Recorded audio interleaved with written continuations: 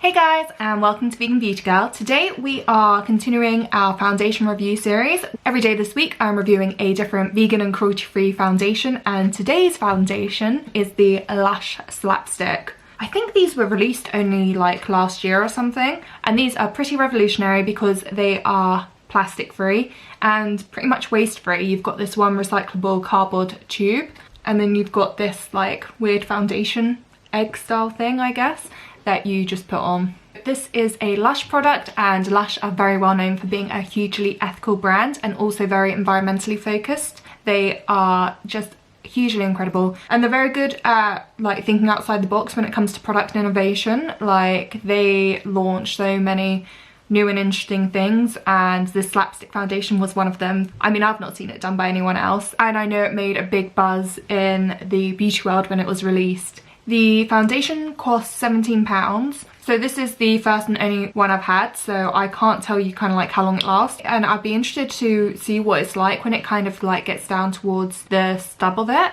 I can tell you, you don't lose much to the package. Obviously I've lost some foundation to it, but mostly it's fine. I'd say £17 is kind of like a mid-range on what you'd spend on a foundation. What you do get there is like a nice light to medium coverage, and it's quite buildable as well. I've got the shade 12W here. That is shade 12, warm undertones. But yeah, we're gonna go back in time. You can watch me put it on my face.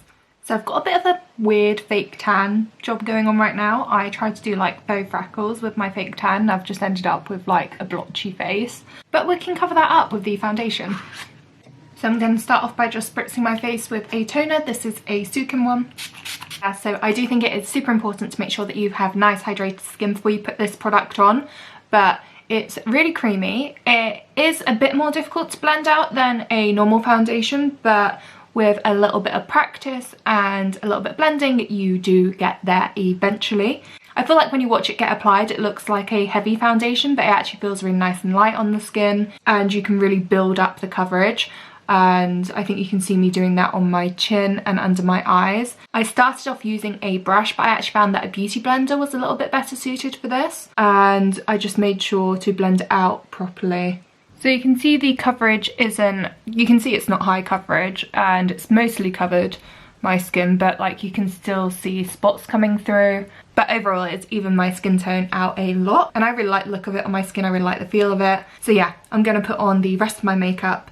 The coverage is medium, but I wouldn't say it's that great around my dry skin. And I feel like maybe I'm like not done perfect blending up here with my forehead. I would say that is one of the hardest things about this foundation, is that you do really need to commit to blending. And for a lazy girl like me, it's not always the best. I really do think it is a good foundation. It took me a while to try this foundation. I think I was mostly put off by the fact that it was oil-based, especially coconut oil. My skin typically doesn't work that well with coconut oil, but I don't find that this one really clogs the pores, but nor have I really used it very long term either. I first got it like last autumn, and one thing that I did struggle with is the fact that you really do need to blend it, and it's a bit more difficult than other foundations to blend. At the time I would be going to work really early in the mornings, and trying to blend that without any natural light, without any sunlight in the mornings, I found it really like near impossible. And I'd get to work and I'd see really what my face looked like, and I'd be like, oh god, okay. So that is why I never really got into the habit of using it that often. But no, it's got, sorry, just looking in the mirror, it's just it's got a very nice finish. As I was saying, I have shade 12W, and in total they have 40 shades. As the numbers go up, the shades get darker, and then the letters, you've got W for warm, and I imagine C would be cool, and then there's M for neutral, so you can really shop for your undertones, which is so helpful. I really do think Lush are the leading green, eco-friendly, yet diverse vegan foundation option, because a lot of the greener brands don't seem to think about diversity, which is hugely frustrating. But I'm so happy that Lush have a foundation range which caters for everyone. What is frustrating though is that the foundations aren't in every store, so when it comes to getting shade matched, you can buy online and try your luck. Otherwise you can get them in the Oxford Street shop, the Liverpool one, the Birmingham one, and the Belfast store. So that is quite a limited amount of shops that actually offer the foundations, which is just really frustrating because I struggle to buy a foundation without being able to shade match, so I'm sure a lot of you feel the same way. Hey guys, it's Nicole. My friend Emmy, who is known as the Greener Guru on Instagram, she replied to my story the other day when she saw that I was talking about this foundation, and she let me know that if you talk to like the customer service bots on their website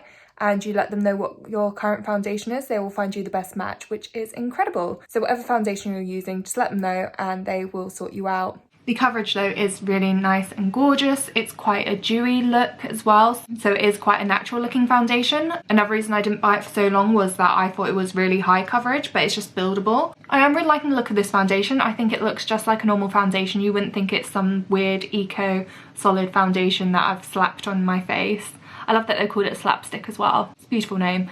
I do like the look of it, but I will check in with you guys later to see what it's like. I know a lot of people worry about this because it's like very oil based, like how does it fit on oily skin? So I do get oily skin, particularly around the T-zone.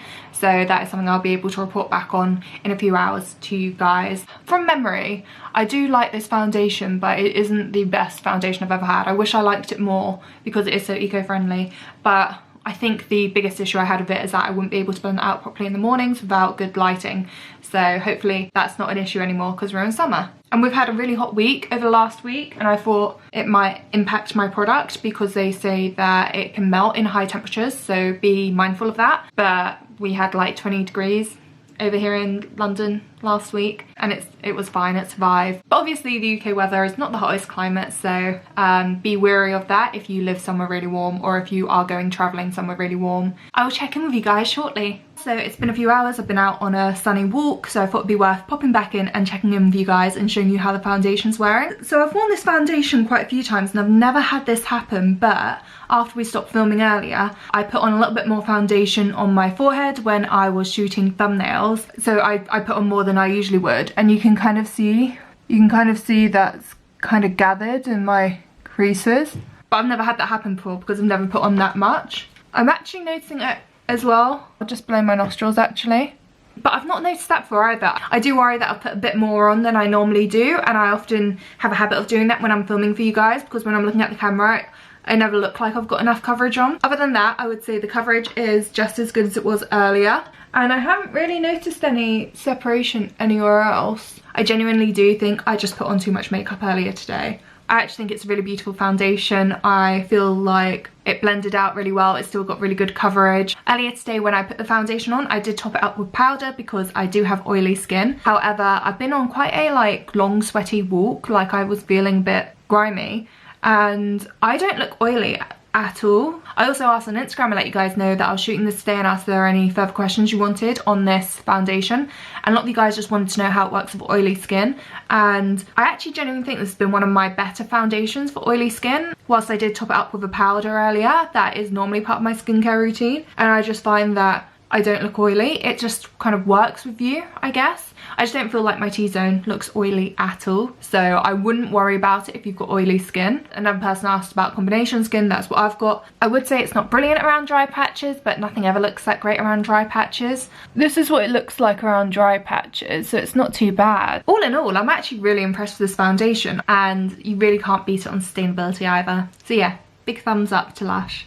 I've also just had someone ask if it keeps well. I've had mine since maybe like September last year, I'd hazard a guess. Saying I've had it for about half a year, I think it's fine. I did worry that it would get a bit dirty. I don't know, sometimes I do see like bits of dust on it, which I think can't be that great for your skin, but I'm not found that it causes breakouts or anything from being naked, and the product formation is still fine. So I hope you guys have found this really helpful. Don't forget to subscribe because I am reviewing vegan foundations all week long, and everything else I do on this channel is all about like vegan beauty, so it's a good place to hang out. I've also done quite a few different Lush videos, so I'll leave a link to a playlist up here for anyone who's a big Lushie. Thank you so much for watching, I really appreciate it, and until next time, bye!